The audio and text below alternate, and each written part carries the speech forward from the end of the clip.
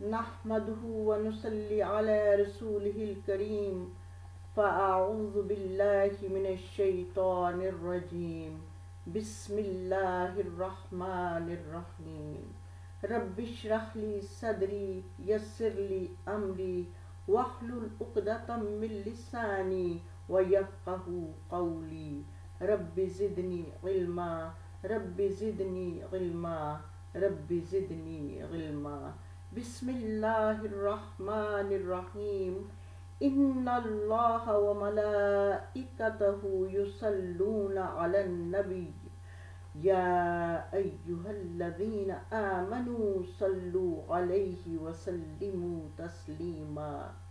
اللہ اور اس کے فرشتے نبی کریم صلی اللہ علیہ وآلہ وسلم پر درود بھیجتے ہیں۔ اے ایمان والو، تم بھی حضور نبی کریم صلی اللہ علیہ وآلہ وسلم پر درود بھیجو اور سلام عرض کیا کرو۔ حضرت ابن عباس رضی اللہ تعالی عنہ نے فرمایا کہ اللہ رحمت نازل فرماتا ہے اور فرشتے اور آپ کے لیے دعائے رحمت کرتے ہیں۔ ایک دوسری روایت میں حضرت ابن عباس کا قول ہے یصلون یعنی برکت دیتے ہیں۔ بعض نے کہا کہ اللہ کی طرف سے صلاۃ کا معنی رحمت ہے اور صلاۃ ملائکہ سے مراد استغفار ہے۔ دراصل جب اسلام کو مٹانے کے لیے کفر کے سارے حربے ناکام و نامراد ہو گئے اور مسلمانوں پر ظلم و بربریت کے باوجود ان کے دلوں سے ایمان کو ختم نہ کیا جا سکا، انہوں نے اپنے گھر بار اہل و عیال کو چھوڑنا گوارا کر لیا، لیکن دامن مصطفیٰ صلی اللہ علیہ وآلہ وسلم کو نہ چھوڑا۔ کفار کے بار بار مدینہ طیبہ پر حملہ کرنے کے مسلمانوں کو زیر کرنے کی تمام تر کوششیں ناکام ہوتی رہیں تو انہوں نے ذات اقدس صلی اللہ علیہ وآلہ وسلم پر مختلف الزامات عائد کرنے شروع کر دیے تاکہ لوگ پیکر ہدایت سے نفرت کریں اور اسلام کی ترقی رک جائے۔ لہٰذا اللہ تعالیٰ نے یہ آیت ان اللہ و ملائکتہ یصلون علی النبی نازل فرما کر ان کی امیدوں کو خاک میں ملا دیا۔ اس آیت کریمہ کی جلالت و شان پر غور کیجئے کہ اس کے 3 فاعل ہیں، ایک اللہ تعالیٰ، دوسرے فرشتے اور تیسرے اہل اسلام۔ اللہ تعالیٰ فرشتوں سے بھری محفل میں اپنے محبوب کریم صلی اللہ علیہ وآلہ وسلم کی تعریف و ثنا کرتا ہے۔ علامہ آلوسی اس وضاحت میں فرماتے ہیں کہ اللہ تعالیٰ اپنے محبوب کے ذکر کو بلند کر کے اس کے دین کو غلبہ دے کر اس کی شریعت پر عمل برقرار رکھ کر اس دنیا میں حضور نبی کریم صلی اللہ علیہ وآلہ وسلم کی عزت اور شان کو بڑھاتا ہے، اور روز محشر حضور صلی اللہ علیہ وآلہ وسلم کی شفاعت قبول فرما کر حضور کو بہترین اجر و ثواب عطا کر کے مقام محمود پر فائز کرنے کے بعد اولین و آخرین کے لیے حضور نبی کریم صلی اللہ علیہ وآلہ وسلم کی بزرگی کو نمایاں کر کے تمام مقربین پر حضور صلی اللہ علیہ وآلہ وسلم کو سبقت بخش کر آپ کی شان کو آشکارا فرماتا ہے۔ دوسرے نمبر پر فرشتے اللہ تعالیٰ کی بارگاہ میں اس کے پیارے رسول کے درجات کی بلندی اور مقامات کی رفعت کے لیے دستے بادعا ہیں۔ جب اللہ تعالیٰ ہمیشہ اپنی برکتیں اپنے محبوب پر نازل فرماتا رہتا ہے اور فرشتے ہمیشہ رب عز و جل سے اس کے محبوب کی رفعت شان کے لیے دعائیں مانگتے رہتے ہیں، لہٰذا وہ عظمت و جلالت کا پیکر مسلمانوں سے مخاطب ہو کر حکم دیتا ہے کہ اے مسلمانوں، تم بھی میرے محبوب کی سربلندی شان کے لیے دعا مانگا کرو۔ نبی کریم صلی اللہ علیہ وآلہ وسلم پر صلاۃ و سلام بھیجنے کا ہمیں حکم دیا جا رہا ہے، لیکن ہم چونکہ شان رسالت کا حق ادا کرنے کے قابل نہیں ہے، لہٰذا ہم اپنی عاجزی کا اعتراف کرتے ہوئے اللہ تعالیٰ سے عرض کرتے ہیں، اللہم صلی، اے اللہ پاک تو ہی ہمارے آقا و مولا کو ہماری طرف سے درود پہنچا دے، کیونکہ ان کی عظمت و شوکت کو تو ہی سب سے بڑھ کر جاننے والا ہے۔ رسول اللہ صلی اللہ علیہ وآلہ وسلم نے فرمایا، جس نے نبی پاک پر درود نہیں پڑھا اس کی نماز نہیں۔ یہاں نماز سے مراد تشہد میں درود پڑھنے کی طرف اشارہ ہے۔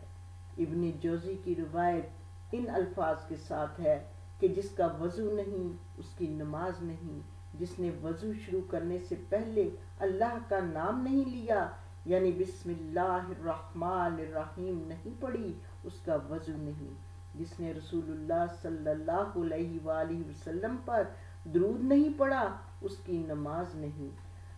رسول پاک صلی اللہ علیہ وآلہ وسلم نے ایک آدمی کو نماز میں دعا کرتے سنا مگر اس نے درود نہیں پڑھا۔ حضور صلی اللہ علیہ وآلہ وسلم نے فرمایا کہ اس نے دعا مانگنے میں عجلت سے کام لیا۔ پھر اس کو بلایا اور دوسرے لوگوں کو مخاطب کر کے فرمایا، تم میں سے جو شخص نماز پڑھے تو پہلے اللہ کی حمد و ثنا کرے، پھر مجھ پر درود بھیجے، پھر جو کچھ چاہے دعا کرے۔ ایک آدمی آیا، اس نے نماز پڑھی، اللہ کی حمد کی، پھر رسول پاک صلی اللہ علیہ وآلہ وسلم پر درود بھیجا۔ حضور صلی اللہ علیہ وآلہ وسلم نے فرمایا، اے نماز پڑھنے والے اب تو دعا کر، تیری دعا قبول ہوگی۔ حضرت علی مرتضیٰ رضی اللہ تعالی عنہ راوی ہیں کہ رسول اللہ صلی اللہ علیہ وآلہ وسلم نے فرمایا، جس کے سامنے میرا ذکر آئے اور وہ مجھ پر درود نہ پڑے وہ بخیل ہے۔ حضرت انس رضی اللہ تعالی عنہ سے روایت ہے، نبی پاک صلی اللہ علیہ وآلہ وسلم نے فرمایا، جس کے سامنے میرا ذکر کیا جائے اس کو چاہیے کہ وہ مجھ پر درود پڑھے، کیونکہ جو شخص مجھ پر ایک بار درود پڑھے گا اللہ اس پر 10 رحمتیں نازل فرمائے گا۔ حضرت ابو ہریرہ رضی اللہ تعالی عنہ سے روایت ہے، رسول اکرم صلی اللہ علیہ وآلہ وسلم نے فرمایا، جو کوئی مجھ پر سلام پڑھے گا اللہ میری روح مجھے لوٹا دے گا کہ میں سلام کا جواب دوں گا۔ حضرت عمر بن خطاب رضی اللہ تعالی عنہ نے فرمایا، دعا آسمان و زمین کے درمیان روک لی جاتی ہے جب تک کہ نبی پاک صلی اللہ علیہ وآلہ وسلم پر درود نہ پڑھا جائے، دعا کا کوئی حصہ اوپر نہیں چڑھنے پاتا۔ حضرت ابو ہریرہ رضی اللہ تعالی عنہ سے مروی ہے، حضور نبی کریم صلی اللہ علیہ وآلہ وسلم نے فرمایا، جب لوگ کسی مجلس میں بیٹھتے ہیں اور اس میں اللہ کا ذکر نہیں کرتے اور نہ ہی نبی پر درود پڑھتے ہیں تو قیامت کے دن وہ مجلس ان کے لیے وبال ہوگی، چاہے تو ان کو عذاب دے چاہے تو ان کو بخش دے۔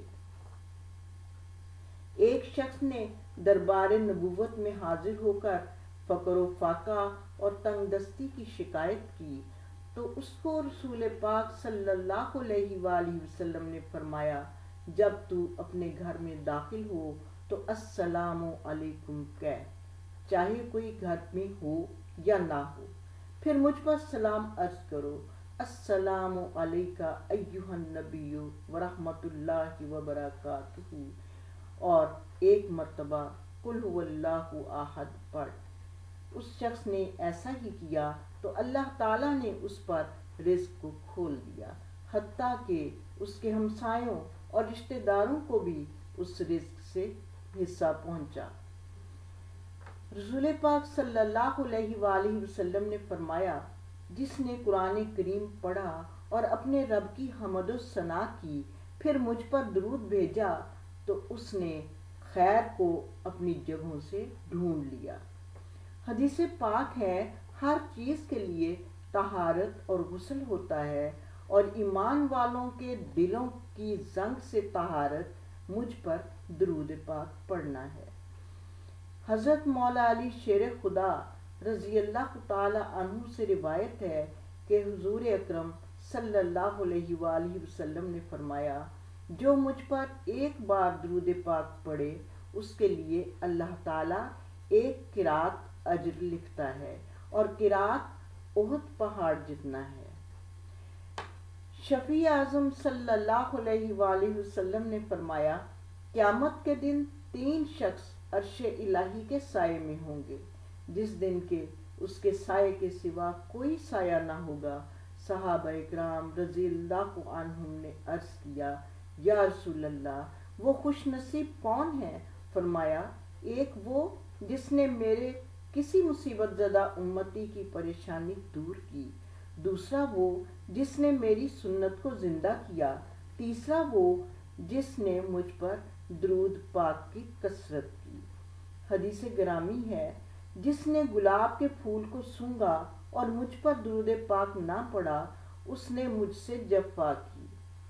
احادیث مبارکہ میں آیا ہے کہ گلاب کا پھول سید دو عالم نور مجسم صلی اللہ علیہ وآلہ وسلم کے پسینہ مبارکہ سے پیدا ہوا ہے۔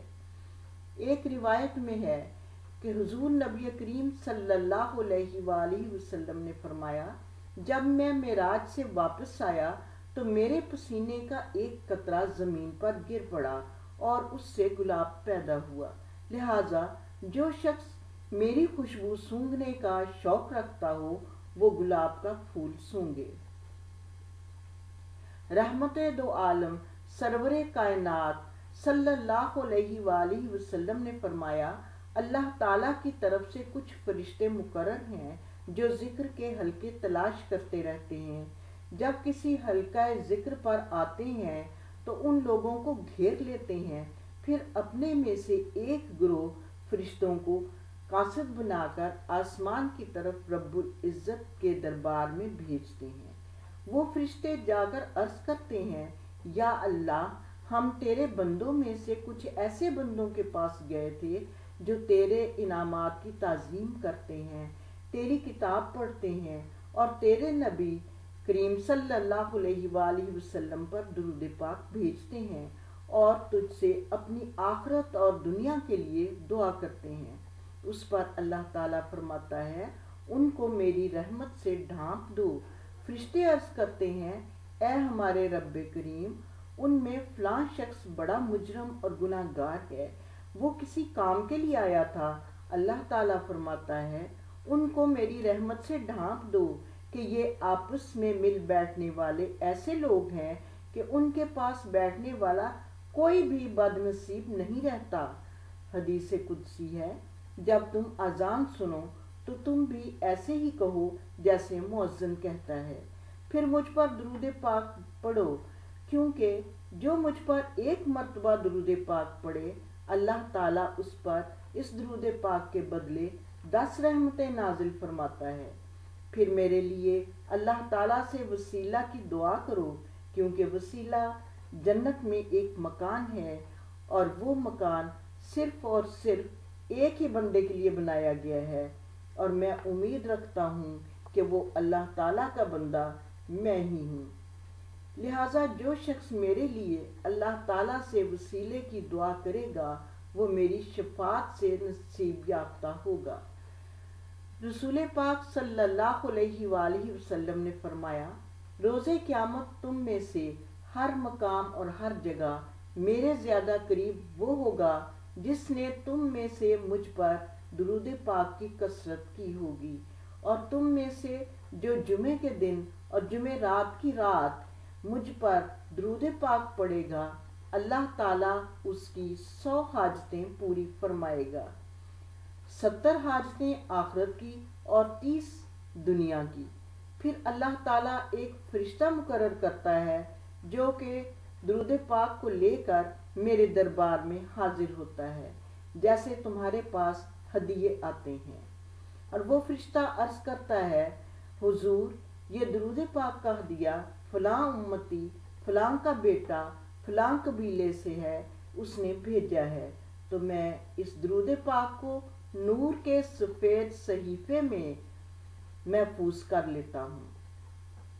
سیدنا امام زین العابدین رضی اللہ تعالی عنہ کی شہزادی سیدہ ام انس رضی اللہ تعالی عنہا نے اپنے والد ماجد سے روایت کی کہ رسول اکرم صلی اللہ علیہ وآلہ وسلم سے عرض کیا گیا، یا رسول اللہ، ان اللہ و ملائکتہ یصلون علی النبی کے متعلق کچھ فرمائیے۔ تو فرمایا، یہ ایک پوشیدہ علم ہے، اگر تم نہ پوچھتے تو میں نہ بتاتا۔ بے شک اللہ تعالیٰ نے میرے ساتھ 2 فرشتے مقرر کیے ہیں۔ جب میرا ذکر پاک کسی مسلمان کے پاس ہوتا ہے اور مجھ پر درود پاک پڑھتا ہے تو وہ دونوں فرشتے کہتے ہیں، اللہ تعالیٰ تجھے بخش دے۔ فرشتوں کی اس دعا پر اللہ تعالیٰ اور دوسرے باقی فرشتے کہتے ہیں آمین۔ جب اللہ تعالیٰ نے حضرت آدم علیہ السلام کو پیدا فرمایا تو آپ نے آنکھ کھولی اور عرش پر محمد مصطفیٰ صلی اللہ علیہ وآلہ وسلم کا اسم مبارک لکھا دیکھا۔ عرض کیا، یا اللہ، تیرے نزدیک کوئی مجھ سے بھی زیادہ عزت والا ہے؟ فرمایا، اس نام والا پیارا حبیب جو کہ تیری اولاد میں سے ہوگا، وہ میرے نزدیک تجھ سے زیادہ مکرم ہے۔ اے پیارے آدم، اگر میرا حبیب جس کا یہ نام مبارک ہے نہ ہوتا تو نہ آسمان پیدا ہوتا، نہ زمین ہوتی، نہ جنت، نہ دوزخ۔ پھر جب اللہ تعالیٰ نے حضرت حوا کو حضرت آدم علیہ السلام کی پسلی سے پیدا فرمایا تو حضرت آدم علیہ السلام نے عرض کی، یا اللہ، یہ کون ہے؟ فرمایا، یہ حوا ہے۔ عرض کی، یا اللہ، اس کے ساتھ میرا نکاح کر دے۔ اللہ تعالیٰ نے فرمایا، پہلے اس کا مہر دو۔ عرض کیا، یا اللہ، اس کا مہر کیا ہے؟ فرمایا، جو عرش پر نام نامی لکھا ہے، اس نام والے میرے حبیب پر 10 مرتبہ درود پاک پڑھ۔ عرض کی، یا اللہ، اگر درود پاک پڑھوں تو حوا کے ساتھ میرا نکاح کر دے گا؟ فرمایا، ہاں۔ تو حضرت آدم علیہ السلام نے درود پاک پڑھا اور اللہ تعالیٰ نے ان کا حضرت حوا کے ساتھ نکاح کر دیا۔ لہٰذا حضرت حوا کا مہر حبیب پاک صلی اللہ علیہ وآلہ وسلم پر درود پاک ہے۔ صلی اللہ تعالی علی حبیبہ سیدنا محمد وآلہ وسلم۔ حضرت ابو بکر صدیق رضی اللہ تعالی عنہ نے فرمایا کہ نبی اکرم صلی اللہ علیہ وآلہ وسلم پر درود پاک پڑھنا گناہوں کو یوں مٹا دیتا ہے جیسے کہ پانی آگ کو بجھا دیتا ہے، اور حضور علیہ السلام پر سلام بھیجنا اللہ تعالیٰ کی رضا کے لیے غلام آزاد کرنے سے افضل ہے، اور رسول اکرم صلی اللہ علیہ وآلہ وسلم کے ساتھ محبت کرنا اللہ کی راہ میں تلوار چلانے اور جانیں قربان کرنے سے افضل ہے۔ سیدنا امام جعفر صادق رضی اللہ تعالی عنہ کا فرمان عالی ہے کہ جب جمعرات کا دن آتا ہے تو عصر کے وقت اللہ تعالیٰ آسمان سے فرشتے زمین پر اتارتا ہے۔ ان کے پاس چاندی کے ورق اور سونے کے قلم ہوتے ہیں۔ جمعرات کی عصر سے لے کر جمعے کے دن غروب آفتاب تک زمین پر رہتے ہیں اور وہ نبی اکرم صلی اللہ علیہ وآلہ وسلم پر درود پڑھنے والوں کا درود پاک لکھتے ہیں۔ حضرت سائیں توکل شاہ صاحب رحمۃ اللہ علیہ کا ارشاد گرامی ہے کہ بندہ جب عبادت اور یاد خدا میں مشغول ہوتا ہے تو اس پر فتنے اور آزمائشیں بکثرت وارد ہوتی ہیں، اور درود شریف کا بڑا عمدہ خاصہ یہ ہے کہ اس کے ورد رکھنے والے پر کوئی فتنہ اور ابتلا نہیں آتا اور حفاظت الہی شامل حال ہو جاتی ہے۔ نیز فرمایا کہ ہم نے دیکھا ہے کہ بلیات و آفات جب اترتی ہیں تو گھروں کا رخ کرتی ہیں، مگر جب درود پاک پڑھنے والے کے گھر پر آتی ہیں تو وہ فرشتے جو درود پاک کے خادم ہیں وہ اس گھر میں بلاؤں کو آنے ہی نہیں دیتے بلکہ ان کو پڑوس کے گھروں سے بھی دور پھینک دیتے ہیں۔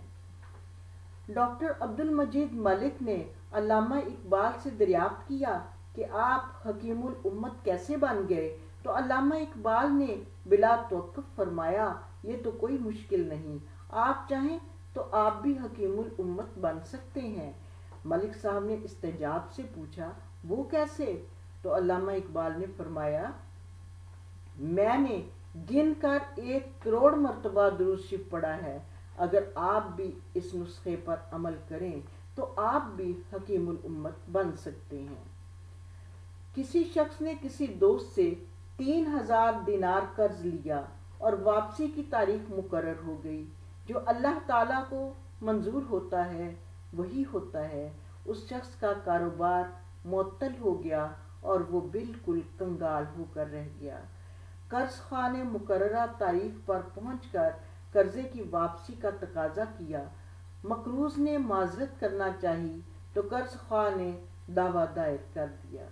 قاضی صاحب نے مقروض کو 1 ماہ کی مہلت دے دی۔ مقروض نے مسجد کے گوشے میں بیٹھ کر درود پاک پڑھنا شروع کر دیا۔ جب 27 دن گزر گئے تو اسے رات کو ایک خواب دکھائی دیا۔ کوئی کہنے والا کہتا ہے، اے بندے تو پریشان نہ ہو، اللہ تعالیٰ کارساز ہے، تیرا قرض ادا ہو جائے گا، تو علی بن عیسیٰ وزیر سلطنت کے پاس جا اور جا کر اسے کہہ دے کہ قرضہ ادا کرنے کے لیے مجھے 3000 دینار دے دے۔ فرمایا، جب میں بیدار ہوا تو بڑا خوشحال تھا، پریشانی ختم ہو چکی تھی، لیکن یہ خیال آیا کہ اگر وزیر صاحب کوئی دلیل یا نشانی طلب کریں تو میرے پاس کوئی دلیل نہیں ہے۔ دوسری رات ہوئی، جب آنکھ سوئی تو قسمت جاگ اٹھی، مجھے آقائے دو جہاں رحمت دو عالم سرور کائنات صلی اللہ علیہ وآلہ وسلم کا دیدار نصیب ہوا۔ حضور نبی کریم صلی اللہ علیہ وآلہ وسلم نے بھی علی بن عیسیٰ وزیر کے پاس جانے کا ارشاد فرمایا۔ جب آنکھ کھلی تو خوشی کی انتہا نہ تھی۔ تیسری رات پھر والی امت صلی اللہ علیہ وآلہ وسلم تشریف لاتے ہیں، وہی حکم سناتے ہیں۔ عرض کیا، یا رسول اللہ صلی اللہ علیہ وآلہ وسلم، میں کوئی دلیل یا علامت چاہتا ہوں جو کہ اس ارشاد کی تصدیق کرے۔ یہ سن کر نبی پاک صلی اللہ علیہ وآلہ وسلم نے میری عرض کی تحسین فرمائی اور فرمایا کہ اگر وزیر تجھ سے کوئی علامت دریافت کرے تو کہہ دینا کہ اس کی سچائی کی علامت یہ ہے کہ آپ نماز فجر کے بعد کسی کے ساتھ کلام کرنے سے پہلے 5000 بار درود پاک کا تحفہ رسالت دربار میں پیش کرتے ہو، جسے اللہ تعالیٰ اور کرامن کاتبین کے علاوہ کوئی نہیں جانتا۔ اگلے دن وزیر صاحب کی رہائش گاہ پر پہنچا اور تمام قصہ عرض کر دیا۔ دلیل طلب کرنے پر محبوب کبریا صلی اللہ علیہ وآلہ وسلم کا ارشاد سنایا تو وزیر کی خوشی کی انتہا نہ رہی۔ فرمایا، مرحبا برسول اللہ حقا۔ وزیر صاحب نے 3000 درہم گن کر میری جھولی میں ڈال دیے اور فرمایا، یہ قرض کی ادائیگی کے لیے۔ پھر 3000 اور دیے کہ یہ تیرے بال بچوں کا خرچہ، اور پھر 3000 اور دے دیے اور فرمایا، یہ تیرے کاروبار کے لیے، اور ساتھ ہی وداع کرتے وقت قسم دے کر کہا کہ تو میرا دینی اور ایمانی بھائی ہے، خدا را یہ تعلق محبت والا ہے، اس کو نہ توڑنا، اور جب بھی آپ کو کوئی کام کوئی حاجت درپیش ہو بلا روک ٹوک آ جانا، میں آپ کے کام دل و جان سے کیا کروں گا۔ قاضی صاحب نے دینار دیکھ کر سوال کر دیا کہ تو یہ کہاں سے لے آیا ہے، تو کلاش ہے۔ تو میں نے سارا واقعہ بیان کر دیا۔ قاضی صاحب نے فرمایا کہ ساری برکتیں وزیر صاحب ہی کیوں لوٹ لیں، میں بھی اسی سرکار کا غلام ہوں، تیرا یہ قرضہ میں ادا کرتا ہوں۔ جب قرض خواہ نے یہ معاملہ دیکھا تو بولا، ساری رحمتیں تم ہی لوگ کیوں سمیٹ لو، میں بھی ان کی رحمت کا حقدار ہوں۔ لہٰذا اس نے تحریر کر دیا کہ میں نے اس کا قرضہ اللہ اور اس کے رسول کے لیے معاف کیا۔ قاضی صاحب بھی رقم واپس نہ لی اور کہا، اللہ اور اس کے پیارے رسول صلی اللہ علیہ وآلہ وسلم کی محبت میں جو دینار لایا ہوں وہ واپس لینے کو ہرگز تیار نہیں ہوں۔ یہ آپ کا ہے، آپ اسے لے جائیں۔ تو میں 12,000 دینار لے کر گھر آ گیا اور قرضہ بھی معاف ہو گیا۔ یہ برکت ساری کی ساری درود پاک کی ہے۔ مشکل جو سر پہ آ پڑی تیرے ہی نام سے ٹلی، مشکل جو سر پہ آ پڑی تیرے ہی نام سے ٹلی، مشکل کشا ہے تیرا نام، تجھ پر درود اور سلام۔ وآخر دعوانا ان الحمد للہ رب العالمین۔